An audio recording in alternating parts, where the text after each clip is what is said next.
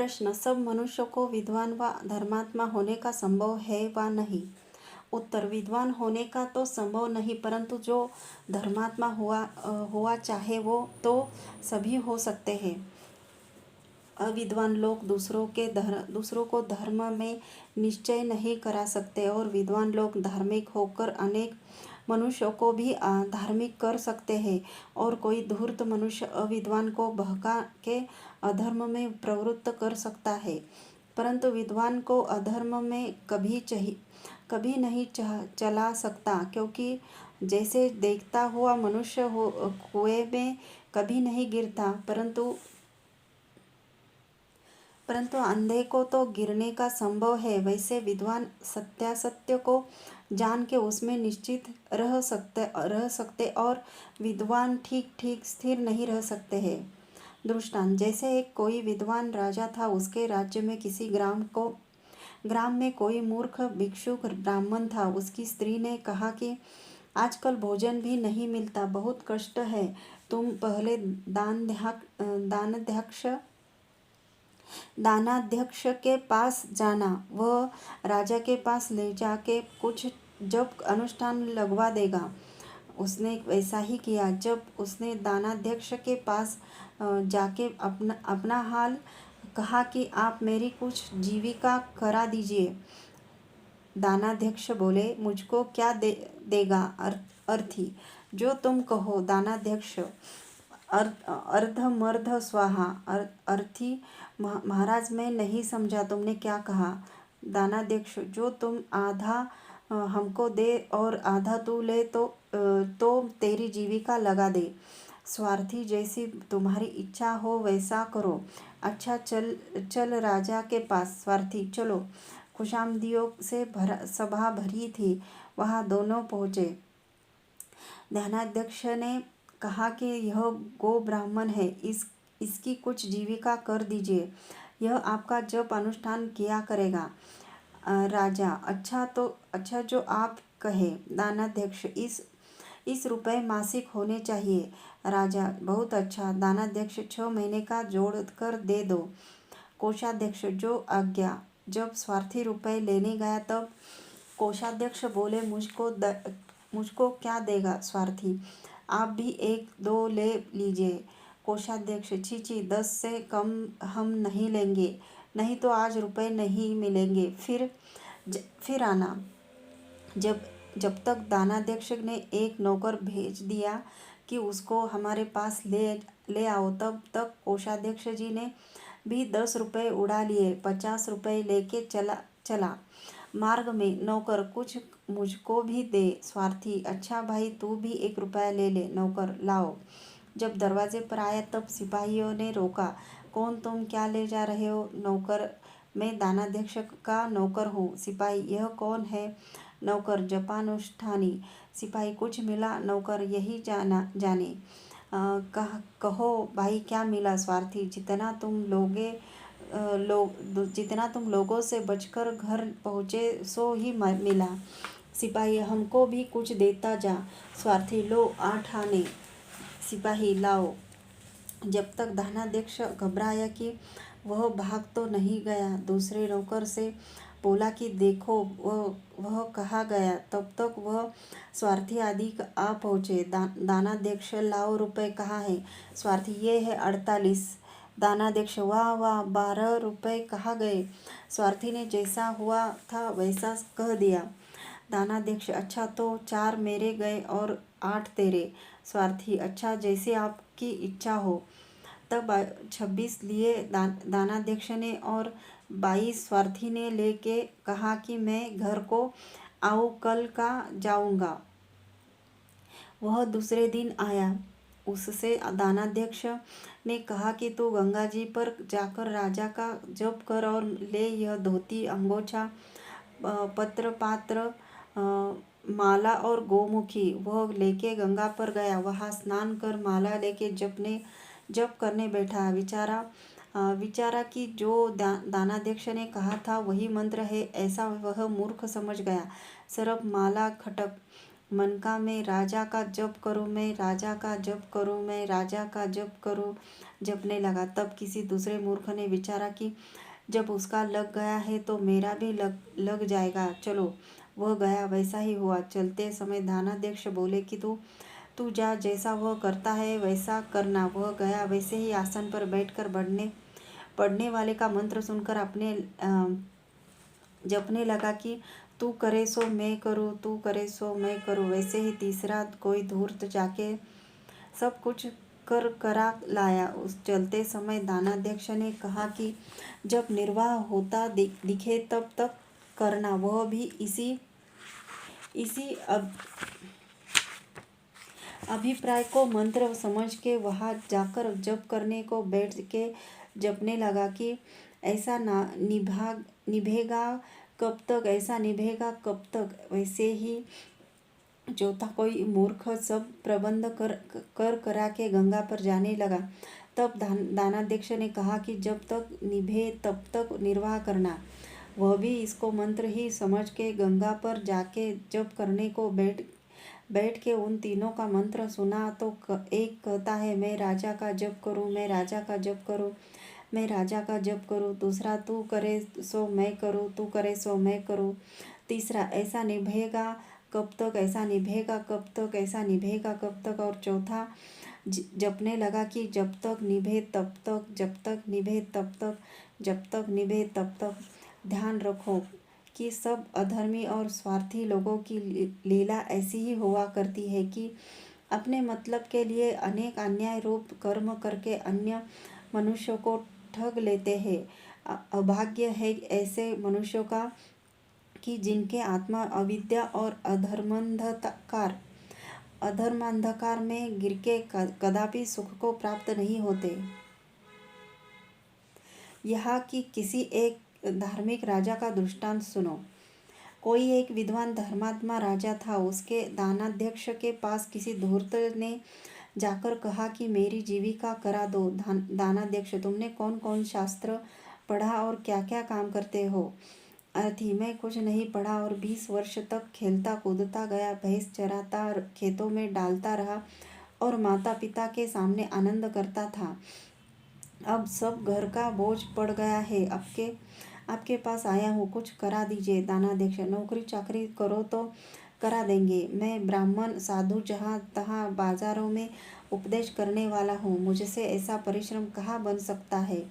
दानाध्यक्ष, तू विद्या के बिना, ब्राह्मण परोपकार के बिना, साधु और विज्ञान के बिना उपदेश का काम कैसे कर सकता होगा? इसलिए नौकरी चाकरी करना हो तो कर, नहीं तो चला जा। वह मूर्ख वहाँ से निराश हो चला कि यहाँ मेरी दाल न गलेगी, चलो राजा से कहे। तब राजा के पास जाके वैसे ही कहा। तब राजा ने वैसे ही जवाब दिया कि जैसा दानाध्यक्ष जी ने कहा है वैसा करना हो तो कर, नहीं तो चला जा। वह वहाँ से चला गया। इसके पश्चात एक योग्य विद्वान ने आके दानाध्यक्ष से मिलके बातचीत की तो दानाध्यक्ष ने समझ लिया कि यह बहुत अच्छा सुपुत्र विद्वान है। जाके राजा से मिलके कहा कि पंडित जी, आप भी कुछ बातचीत कीजिए। वैसा ही किया। तब राजा ने परीक्षा करके जाना कि यह अति श्रेष्ठ विद्वान है। ऐसा जानकर उसने कहा कि आपको 1000 रुपये मासिक मिलेगा। आप सदा हमारी पाठशाला में विद्यार्थियों को पढ़ाया और धर्मोपदेश किया कीजिए।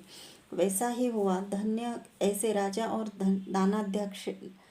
दानाध्यक्षादि है कि जिनके हृदय में विद्या, परमात्मा और धर्मरूप सूर्य प्रकाशित होता है।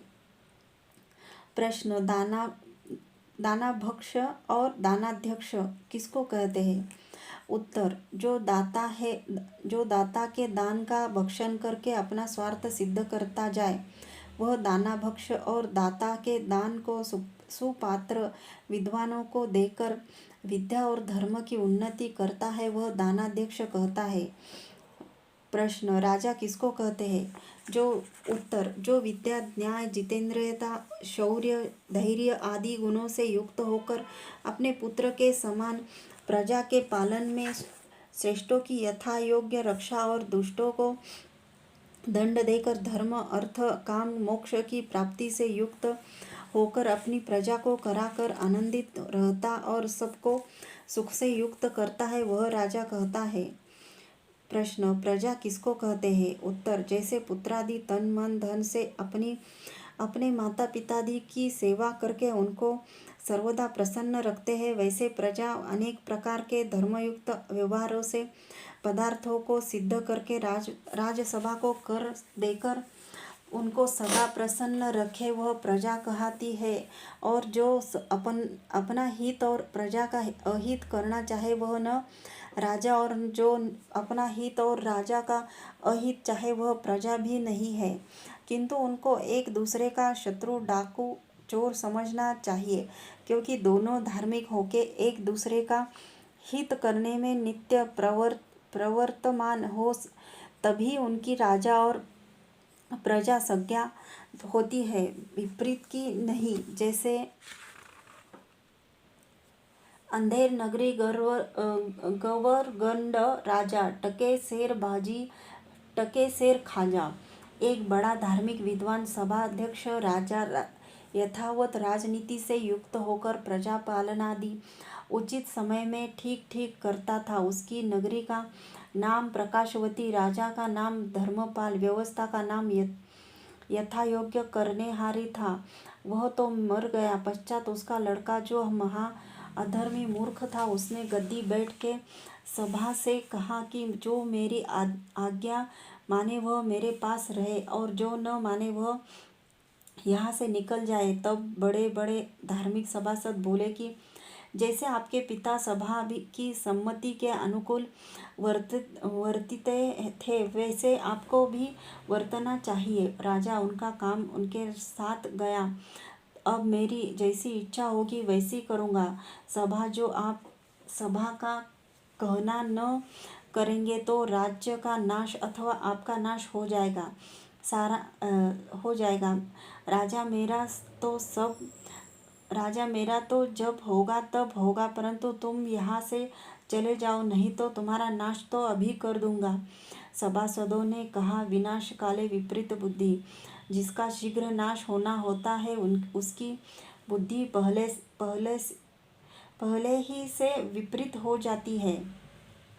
चलिए, यहाँ अपना निर्वाह न होगा। वे चले गए और महामूर्ख धूर्त खुशामदी लोगों की मंडली उसके साथ हो गई। राजा ने कहा कि आज से मेरा नाम गवर्गंड, नगरी का नाम अंधेर, और जो मेरे पिता और सभा करती थी उससे सब काम में उल्टा ही करूँगा। जैसे मेरे पिता और सभासद रात में सोते और दिन में राज कार्य करते थे, वैसे ही उससे विपरीत हम लोग दिन में सोवे और रात में राज कार्य करेंगे। उनके सामने उनके राज्य में सब चीज़ अपने अपने भाव पर बिकती थी। हमारे राज्य में केसर कस्तूरी से लेकर मिट्टी पर्यंत सब चीज़ एक टके शेर बिकेगी। जब ऐसी प्रसिद्धि देश देशांतर में हुई, तब किसी स्थान में दो गुरु शिष्य वैरागी अखाड़ों में मल्ल विद्या करते 5-5 शेर खाते और बड़े मोटे थे। चेले ने गुरु से कहा कि चलिए अंधेर नगरी में, वहाँ 10 टकों से 10 शेर मलाई आदि माल चाव के खूब तैयार होंगे। गुरु ने कहा कि वहाँ गवर्गंड के राज्य में कभी न जाना चाहिए, क्योंकि किसी दिन खाया पिया सब निकल जाएगा, किंतु प्राण भी बचाना कठिन होगा। फिर जब चेले ने हठ किया, तब गुरु भी मोह से साथ चला गया। वहाँ जाके अंधेर नगरी के समीप बगीचे में निवास किया और खूब माल चबाते और कुश्ती किया करते थे। इतने में कभी एक आधी रात में किसी साहूकार का नौकर 1000 रुपयों की थैली लेके किसी साहूकार की दुकान पर जमा करने को जाता था। बीच में उचक के आकर रुपयों की थैली छीन कर भागे। उसने जब पुकारा, तब थाने के सिपाहियों ने आकर पूछा कि क्या है। उसने कहा कि अभी उचक के मुझसे रुपए को छीन कर ले जाते थे। सिपाही धीरे धीरे चल के किसी भले आदमी को पकड़ लाए कि तू ही चोर है। उसने उनसे कहा कि मैं फलाने साहूकार का नौकर हूँ, चलो पूछ लो। सिपाही, हम नहीं पूछते, चल राजा के पास। पकड़कर राजा के पास ले जा के कहा कि इसने 1000 रुपये की थैली चोर ली है। गर्वगंड और पास वालों में से किसी ने कुछ पूछा न गाछा। वह बेचारा पुकारता ही रहा कि मैं उस साहूकार का नौकर हूँ, परंतु किसी ने न सुना। झट हुक्म चढ़ा दिया कि इसको शूली पर चढ़ा दो। शूली लोहे की बर्छी और सरों के वृक्ष के समान अनीदार होती है। उस पर मनुष्य को चढ़ा उल्टा कर नाभि में उसकी अनी लगा देने से पार निकल जाने पर वह कुछ विलंब में मर जाता है। गवर्गंड के नौकर भी उसके सदृश को क्यों न हो, क्योंकि समान व्यसनेषु मैत्री। जिनका स्वभाव एक सा होता है उन्हीं की परस्पर मित्रता भी होती है। जैसे धर्मात्माओं की धर्मात्माओं, पंडिताओं की पंडितों, दुष्टों और व्यभिचारियों के साथ मित्रता होती है, न कभी धर्मात्माओं का अधर्मात्मादि और अधर्मात्माओं का धर्मात्माओं के साथ मेल हो सकता है। गवर्गंड के सिपाहियों ने विचारा कि शूली तो मोटी और मनुष्य है दुबला, अब क्या करना चाहिए। तब राजा के पास जाके सब बात कही। उस पर गवर्गंड ने हुक्म दिया कि अच्छा तो इसको छोड़ दो, और जो कोई शूली के सदृश मोटा हो उसको पकड़ के इसके बदले चढ़ा दो। तब गवर्गंड के सिपाहियों ने विचारा कि शूली के सदृश खोजो। जब किसी ने कहा कि इस शूली के सदृश तो बगीचे वाले गुरु चेला दोनों वैरागी ही है, सब बोले ठीक ठीक, तो उसका चेला ही है। जब बहुत से सिपाहियों ने बगीचे में जाके उसके चेले से कहा कि तुझको महाराज का हुक्म है, शूली पर चढ़ने के लिए चल, तब तो वह घबरा के बोला कि हमने तो कोई अपराध नहीं किया। सिपाही, अपराध तो नहीं किया, परंतु तू ही शूली के समतुल्य है, हम क्या करें, साधु क्या दूसरा कोई नहीं है। सिपाही, नहीं, बहुत बर्बर मत कर, चल, महाराज का हुक्म है। तब चेला गुरु से बोला कि महाराज अब क्या करना चाहिए। गुरु, हमने तुझसे प्रथम ही कहा था कि अंधेर नगरी गवर्गंड के राज्य में मुफ्त के माल चबाने को मत चलो, तूने नहीं माना। अब हम क्या करें, जैसे हो वैसा भोग। देख अब सब खाया पिया निकल जाएगा। चेला, अब किसी प्रकार बचाओ तो यहाँ से दूसरे राज्य में चले जावे। गुरु, एक युक्ति है बचने की, सो करो तो बचने का संभव है कि शूली पर चढ़ते समय तू मुझको हटा, मैं तुझको हटाऊँ। इस प्रकार परस्पर लड़ने से कुछ बचने का उपाय निकल आवेगा। चेला, अच्छा तो चलिए। सब बातें दूसरे देश की भाषा में की, इससे सभी सिपाही कुछ भी न समझे। सिपाहियों ने कहा, चलो देर मत लगाओ, नहीं तो बांध के ले जाएंगे। साधुओं ने कहा कि हम प्रसन्नता पूर्वक चलते हैं, तुम क्यों बांधो। सिपाही, अच्छा तो चलो। जब शूली के पास पहुँचे तब दोनों लंगोटे बांध मिट्टी लगा के खूब लड़ने लगे। गुरु ने कहा कि शूली पर मैं ही चढ़ूँगा। चेला का धर्म नहीं कि मेरे होते गुरु शूली पर चढ़े। गुरु, मेरा भी धर्म नहीं कि मेरे सामने चेला शूली पर चढ़ जाए। हाँ, मुझको मार कर पीछे भले ही शूली पर चढ़ जाना। क्यों बकता है, चुप रह, समय चला जाता है। ऐसा कह शूली पर चढ़ने लगा। तब चेले ने गुरु को पकड़कर धक्का देकर अलग किया, आप चढ़ने लगा। फिर गुरु ने भी वैसा ही किया। तो गवर्गंड के सिपाही कामदार सब तमाशा देखते थे। उन्होंने कि तुम शूली पर चढ़ने के लिए क्यों लड़ते हो। तब दोनों साधु बोले कि हमसे इस बात को मत पूछो, चढ़ने दो, क्योंकि हमको ऐसा समय मिलना दुर्लभ है। यह बात तो यहाँ ऐसे ही होती रही और गवर्गंड के पास खुशामदियों की सभा भरी हुई थी। आप वहाँ से उठ और भोजन करके सिंहासन पर बैठकर सबसे बोला कि बैंगन का शाक अत्युत्तम होता है। सुनकर खुशामदी बोले कि धन्य है महाराज की बुद्धि का, बैंगन का शाक सब चखते ही शीघ्र उसकी परीक्षा कर ली। सुनिए महाराज, जब बैंगन अच्छा है तभी तो परमेश्वर ने उसके ऊपर मुकुट चारों ओर कलंगी, ऊपर का वर्ण घनश्याम, भीतर का वर्ण मक्खन समान बनाया है। ऐसा सुनकर गवर्नर के और सब सब सभा के लोग अति प्रसन्न होकर हंसे। तब गवर्नर अपने महलों में सोने को गया। दौड़ी बंद हुई। तब तक खुशामदी लोगों ने चौकी पहरे वाले से कहा कि जब तक प्रातः काल हम न आवे तब तक किसी का मिलाप महाराज के साथ मत होने देना। उसने कहा कि अच्छा, आज के दिन कुछ गरीब प्राप्ति नहीं हुई। खुशामदी, आज न हुई कल हो जाएगी। हमारा और तुम्हारा तो साझा ही है। जो कुछ खजाने और प्रजा से निकाल कर अपने घर पहुँचे वही अपना है। जब राजा को नशा और रंडीबाजी आदि खेल में सब लोग मिलकर लगा देंगे तभी अपना गहरा होगा। खजाना अपना ही है, सब आपस में मिले रहो, फूटना न चाहिए। सब ने कहा हाँ जी हाँ, यही ठीक है। ये तो चले गए। सब गवर्नर सोने गया। जब गवर्नर सोने गया तब गर्म गर्म मसाले पड़े हुए बैंगन के शाक ने गर्मी की और जंगल की हाजत हुई। ले लोटा जाजरू में गया। रात भर खूब जुलाब लगा। रात्रि में कोई 30 दस्त हुए। रात्रि भर में नींद न आई। बड़ा व्याकुल रहा। उसी समय वैद्य को बुलवाया। वे भी गवर्नर के सदृश ही थे। उटपटांग औषधियाँ दी उन्होंने और भी बिगाड़ किया, क्योंकि गवर्नर के पास बुद्धिमान क्यों कर ठहर सकते हैं। जब प्रातःकाल हुआ तब खुशामदियों की मंडली ने सभा का स्थान घेर के दासियों से पूछा कि महाराज क्या करते हैं। दासी, आज रात भर जुलाब लगा और व्याकुल रहे। खुशामदी, क्या कोई रात्रि में महाराज के पास आया भी था। दासी, 10-12 जन आए थे। खुशामदी, कौन कौन आए थे, उनके नाम भी जानती हो। दासी, हाँ, 3 के नाम जानती हूँ, अन्य के नहीं।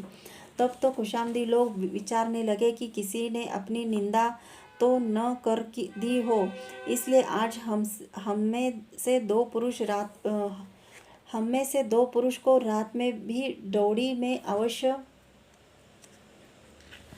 रहना चाहिए। सबने कहा बहुत ठीक है। इतने में जब 8 बजे के समय मुखमलिन गवर्नर आकर गद्दी पर बैठा तब खुशामदियों ने भी उससे 100 गुना मुख बिगाड़ कर शोकाकृति मुख होकर ऊपर से झूठ मूठ अपनी चेष्टा जताई। गवर्नर, बैंगन का शाक खाने में तो स्वादु होता है परंतु बादी करता है। उससे हमको बहुत दस्त लगने से रात्र भर दुख हुआ। खुशामदी, वाह वाह जी वाह, महाराज आपके सदृश न कोई राजा हुआ न होगा और न कोई इस समय है, क्योंकि महाराज ने खाते समय उसको गुणों की परीक्षा की और रात्रि भर में उसके दोष भी जान लिए। देखिए महाराज, जब बैंगन दुष्ट है तभी तो परमेश्वर ने उसके ऊपर खूंटी और चारों ओर कांटे लगा दिए। ऊपर का वर्ण कोयलों के समान और भीतर का रंग कोढ़ी की चमड़ी सदृश किया है। गवर्नर, क्यों जी, कल रात को तुमने इसकी प्रशंसा मुकुट आदि का अलंकार और इस समय उन्हीं की निंदा में खूंटी आदि की उपमा देते हो। अब हम किसको सच्ची माने। खुशामदी घबरा के बोले कि धन्य धन्य धन्य है आपकी विशाल बुद्धि को। क्यों कल संध्या की बात अब तक भी नहीं भूले। सुनिए महाराज, हमको साले बैंगन से क्या लेना था। हमको तो आपकी प्रसन्नता में प्रसन्नता और अप्रसन्नता में अप्रसन्नता है। जो रात को दिन और दिन को रात, सत्य को झूठ और झूठ को सत्य कहे सो सभी ठीक है। गवर्नर, हाँ हाँ, नौकरों का यही धर्म है कि कभी स्वामी को किसी बात में प्रत्युत्तर न दे, किंतु हाँ जी की ही करते जाए। खुशामदी, ठीक है, राजाओं का यही धर्म है कि किसी बात की चिंता कभी न करे, रात दिन अपने सुख में मग्न रहे, नौकर चाकरों पर सदा विश्वास करके सब काम उनके अधीन रखे, बनिए बक्काल के समान हिसाब किताब कभी न देखे। जो कुछ सुपेद का काला और काले का सुपेद करे सो ही ठीक रखे। जिस दरख्त को लगावे उसको कभी न काटे, जिसको ग्रहण किया उसको कभी न छोड़े, चाहे कितना भी अपराध करे, क्योंकि जब राजा होके भी किसी पर ध्यान देकर आप अपने आत्मा, मन और शरीर से परिश्रम किया तो जानो उनका कर्म फूट गया, और जब हिसाब आदि में दृष्टि की तो वह महादरिद्र है, राजा नहीं। गवर्गण, क्यों जी, कोई मेरे तुल्य राजा और तुम्हारे सदृश सभासद कभी हुए होंगे वा नहीं? खुशामदी, नहीं नहीं, कदापि नहीं, न हुआ, न होगा और न है। गौरगंड, सत्य है, क्यों ईश्वर भी हमसे अधिक उत्तम होगा? खुशामदी, कभी नहीं हो सकता, क्योंकि उसको किसने देखा है? आप तो साक्षात परमेश्वर है, क्योंकि आपकी कृपा से दरिद्र का धनाढ्य और अयोग्य का योग्य, अकृपा से धनाढ्य का दरिद्र, योग्य से अयोग्य तत्काल ही हो सकता है। इतने में नियत के किए प्रातः काल को सायंकाल मानकर सोने को सब लोग गए। जब सायंकाल हुआ तब फिर सभा लगी। इतने में सिपाहियों ने आकर साधुओं के झगड़े की बात कही। सुनकर गवर्नर ने सभा सहित वहां जाके साधुओं से पूछा कि तुम शूली पर चढ़ने के लिए क्यों सुख मानते हो? साधु, तुम हमसे मत पूछो, चढ़ने दो, समय चला जाता है, ऐसा समय हमको बड़े भाग्य से मिलता है। गवर्नर, इस समय में शूली पर चढ़ने से क्या फल होगा? साधु, हम नहीं कहते, जो चढ़ेगा वह फल देख लेगा, हमको चढ़ने दो। गवर्नर, नहीं नहीं, जो फल होगा होता हो सो कहो। सिपाहियों, इनको इधर पकड़ लाए। साधु, हमको क्यों नहीं चढ़ने देते, झगड़ा क्यों करते हो? गवर्नर, जब तक तुम इसका फल न कहोगे तब तक हम कभी न चढ़ने देंगे। साधु, दूसरे को कहने की तो यह बात नहीं, परंतु तुम हठ करते हो तो सुनो। जो कोई मनुष्य इस समय में शूली पर चढ़कर प्राण छोड़ देगा, वह चतुर्भुज होकर विमान में बैठ के आनंद स्वरूप स्वर्ग को प्राप्त होगा। गवर्नर, अहो, ऐसी बात है तो मैं ही चढ़ता हूँ, तुमको न चढ़ने दूंगा। ऐसा कहकर झट आप ही शूली पर चढ़कर प्राण छोड़ दिए। साधु अपने आसन पर आए। चेले ने कहा कि महाराज चलिए, यहाँ अब रहना न चाहिए। गुरु ने कहा कि कुछ चिंता नहीं, जो पाप की जड़ गवर्नर था वह मर गया, अब धर्मराज्य होगा, क्या चिंता है, यही रहो। उसी समय उसका छोटा भाई बड़ा विद्वान, पिता के सदृश धार्मिक और जो उसके पिता के समान धार्मिक सभासद और प्रजा के सत्पुरुष, जो कि उसके पिता के मरने के पश्चात गवर्नर ने निकाल दिए थे, वे सब आके सुनीत नामक छोटे भाई को राज्याधिकारी करके उस मुर्दे को शूली पर से उतार के चला दिया, और खुशामदियों की मंडली को अत्युग्र दंड के देके कुछ कैद कर लिए, और बहुतों को नौका में बिठाकर किसी समुद्र के बीच निर्जन द्वीपांतर में बंदी खाने में डालकर अत्युत्तम विद्वान धार्मिकों की सम्मति से श्रेष्ठों का पालन, दुष्टों का ताड़न, विद्या विज्ञान और सत्य धर्म की वृद्धि आदि उत्तम कर्म करके पुरुषार्थ से यथा योग्य राज्य की व्यवस्था चलाने लगे, और पुनः प्रकाशवती नगरी नाम की व्यवस्था चलाने लगे, और पुनः नगरी का प्रकाशवती नाम प्रकाश हुआ, और उचित समय पर सब उत्तम काम होने लगे। जब जिस देशस्थ प्राणियों का अभाग्य उदय होता है, तब गवर्नर के सदृश स्वार्थी अधर्मी प्रजा का विनाश करने हारे राजा धनाढ्य और खुशामदियों की सभा, और उनके समान अधर्मी उपद्रवी राजविद्रोही प्रजा भी होती है। और जब जिस देशस्थ प्राणियों का सौभाग्य उदय होने वाला होता है, तब सुनीत के समान धार्मिक विद्वान पुत्रवत प्रजा का पालन करने वाली राज्य सहित सभा, और धार्मिक पुरुषार्थी पिता के समान राज प्रबंध में प्रतियुक्त मंगलकारिणी प्रजा होती है। जहाँ अभाग्योदय, वहाँ विपरीत बुद्धि मनुष्य परस्पर देहादि द्रोहादि स्वरूप धर्म से विपरीत दुख के ही काम करते जाते हैं, और जहाँ सौभाग्योदय, वहाँ परस्पर उपकार, प्रीति, विद्या, सत्य, धर्म आदि उत्तम कार्य अधर्म से अलग होकर करते रहते हैं, वे सदा आनंद को प्राप्त होते हैं। जो मनुष्य विद्या कम भी जानता हो, परंतु पूर्वोक्त दुष्ट दुष्ट व्यवहारों को छोड़कर धार्मिक होके खाने पीने, बोलने, सुनने, बैठने, उठने, लेने देने आदि व्यवहार सत्य से युक्त योग्य करता है, वह कहीं कभी दुख को नहीं प्राप्त होता। और जो संपूर्ण विद्या पढ़ के पूर्वोक्त उत्तम व्यवहारों को छोड़ के दुष्ट कर्मों को करता है, वह कहीं कभी सुख को प्राप्त नहीं हो सकता। इसलिए सब मनुष्य को उचित है कि आप अपने लड़के लड़की, इष्ट मित्र, अड़ोसी पड़ोसी और स्वामी भृत्य आदि को विद्या और सुशिक्षा से युक्त करके सर्वदा आनंद करते रहे।